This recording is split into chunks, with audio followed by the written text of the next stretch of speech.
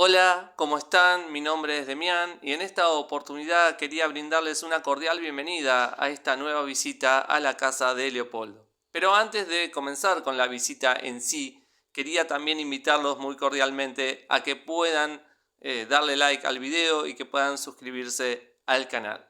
Dicho lo cual, ahora sí, hablaremos hoy en esta nueva visita a la casa de Leopoldo acerca de Miguel de Cervantes Saavedra, uno de los genios literarios más aclamados de la historia universal de las letras.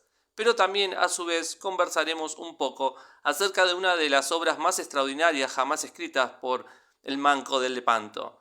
Y no nos estamos refiriendo al ingenioso hidalgo Don Quijote de la Mancha, como muchos de nosotros podríamos haber llegado a especular o a sospechar desde un principio, sino que nos estamos refiriendo acerca de su propia vida, una verdadera glosa de la tragedia humana. Miguel de Cervantes, hijo predilecto del así llamado siglo de oro de las letras españolas, esforzado cronista de las andanzas ficcionales de uno de los personajes literarios más conocidos y citados de la historia, me refiero a aquel ingenioso Don Quijote de la Mancha, fue el dueño de una mente extraordinaria, hinchada de ironía y humor, y de un espíritu sagaz, impregnado por las lógicas de aquel sentido filosófico procedente del humanismo, lo cual lo llevó a concebir una obra cuyo contenido destacaba los aspectos más relevantes de la condición humana. Hizo también de su vida y de sus escritos los pilares fundamentales de una verdadera crítica incisiva hacia las convenciones sociales de su tiempo, hiriendo con el filo de su pluma la carne de la nobleza, la religión y las instituciones tradicionales del mundo feudal. Ingenioso, creativo, ávido lector, no tuvo una educación formal.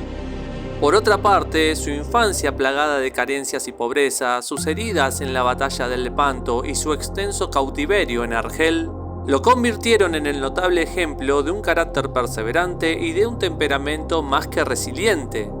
Considerado por Lope de Vega como uno de los peores poetas de la España del siglo XVI, los acontecimientos de su vida vienen a ser dignos de concebirse como una verdadera obra literaria, donde cada capítulo termina siendo aún más asombroso que el anterior. Así pues, la vida de Cervantes nos sorprende constantemente, como si el propio Don Quijote de la Mancha la hubiese escrito con todas las lumbres de su elocuente cerebro delirante.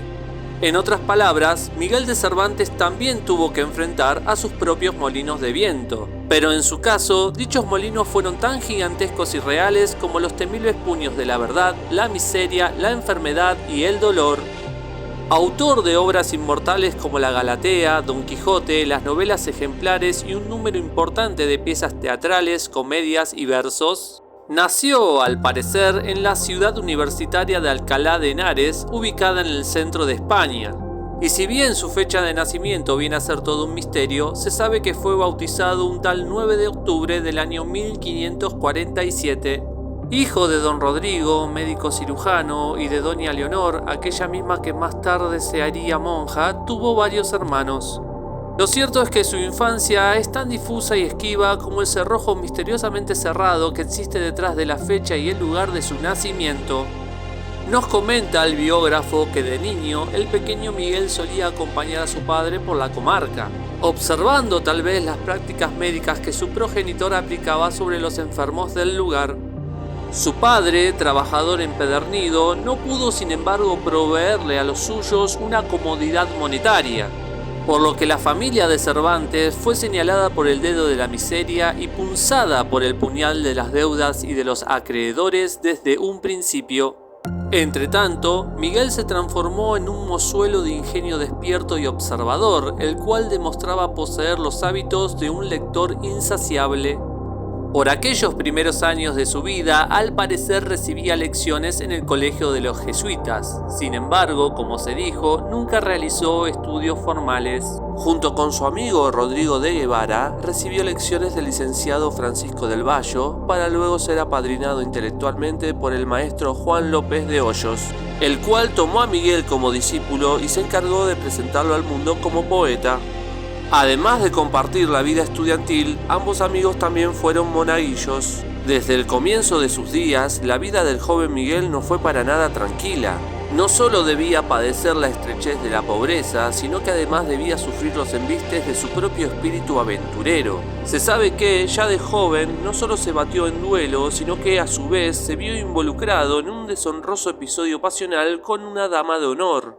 Tal vez por motivo de las consecuencias de su temperamento febril, tuvo que abandonar España.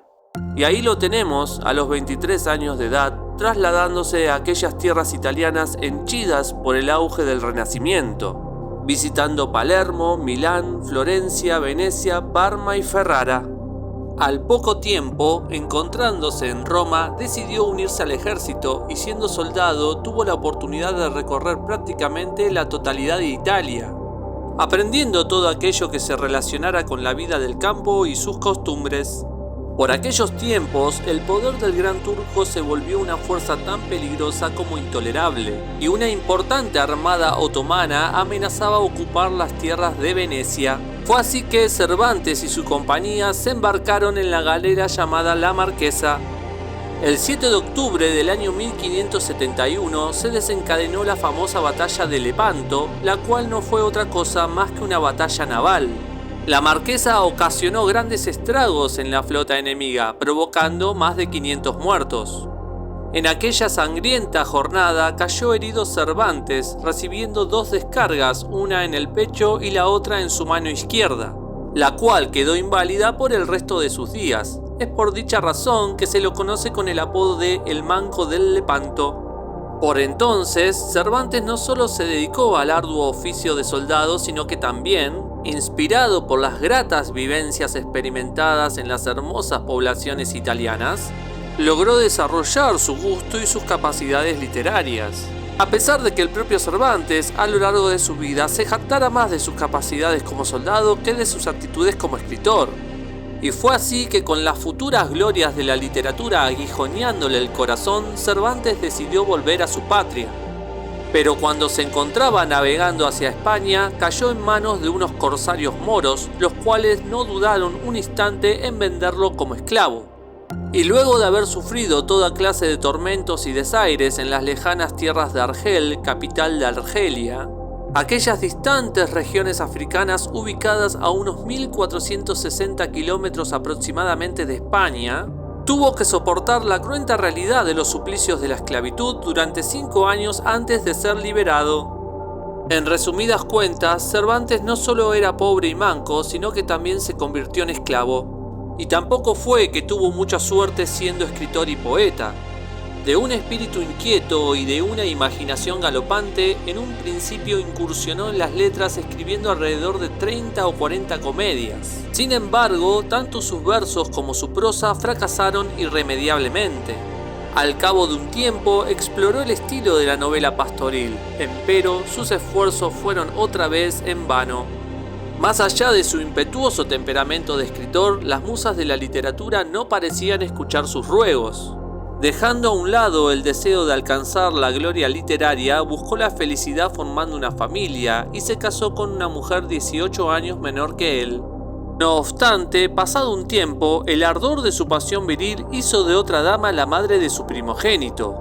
Por un tiempo intentó hacerse cargo de ambas familias y para lograrlo, teniendo a la sazón alrededor de 40 años, buscó el sustento de los suyos ganándose la vida realizando diferentes trabajos. Fue comisario y más tarde recaudador de impuestos del Consejo de Contaduría Mayor en varios pueblos del Reinado de Granada. Ya fuera que se tratase de un caso de deshonestidad o de negligencia, lo cierto es que Cervantes se vio envuelto en una acusación relacionada con el dinero de su cuenta. Recordemos que se trataba de un recaudador de impuestos, y entonces terminó siendo enviado a la cárcel.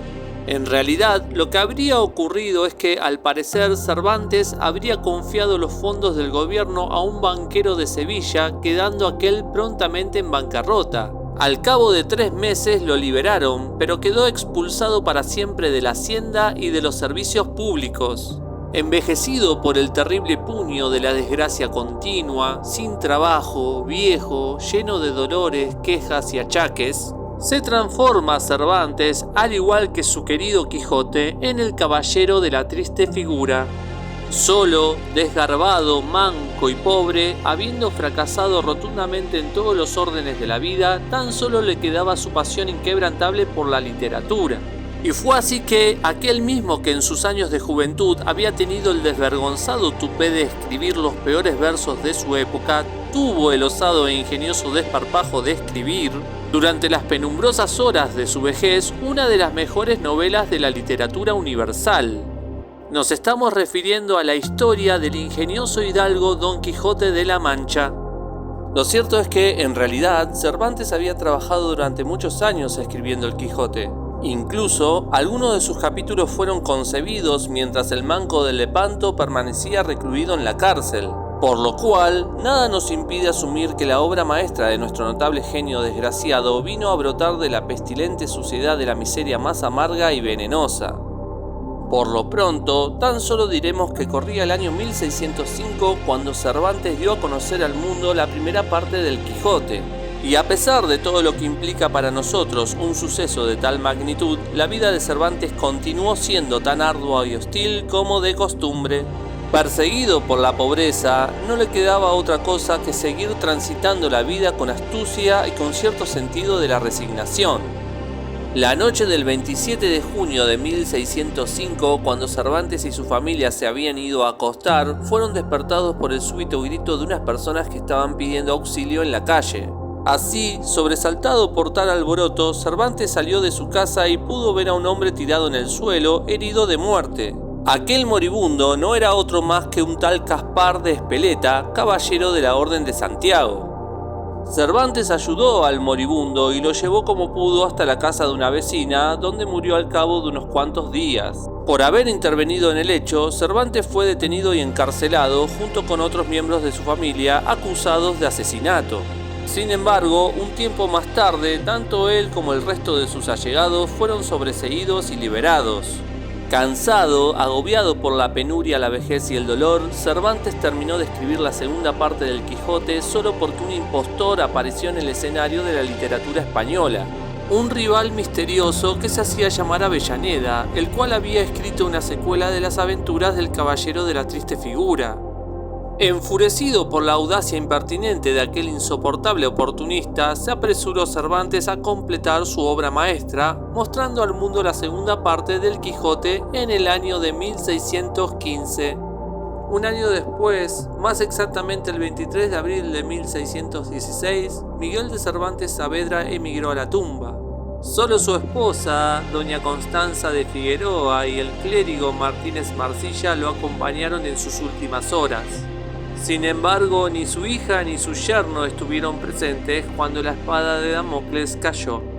Lo sepultaron en el convento de las Madres Trinitarias. Sin embargo, así como se ignora la fecha exacta de su nacimiento, ningún hijo de la posteridad sabe, tampoco, el lugar exacto donde descansan los restos de Cervantes, nuestro querido y tan entrañable manco de la triste figura. Bueno, eso ha sido todo por hoy y les digo adiós por el momento. Pero antes de que se vayan, que tomen sus abrigos y que abandonen la casa de Leopoldo, quería invitarlos otra vez muy cordialmente a que puedan darle like al video y que puedan suscribirse al canal. Y bueno, por otra parte también espero poder volver a verlos en otra visita a la casa de Leopoldo. Porque quién sabe, si algún día se encuentran por ahí caminando y se acuerdan de la casa de Leopoldo y retornan a la casa y tocan a la puerta, quién sabe, tal vez sean atendidos por ustedes mismos.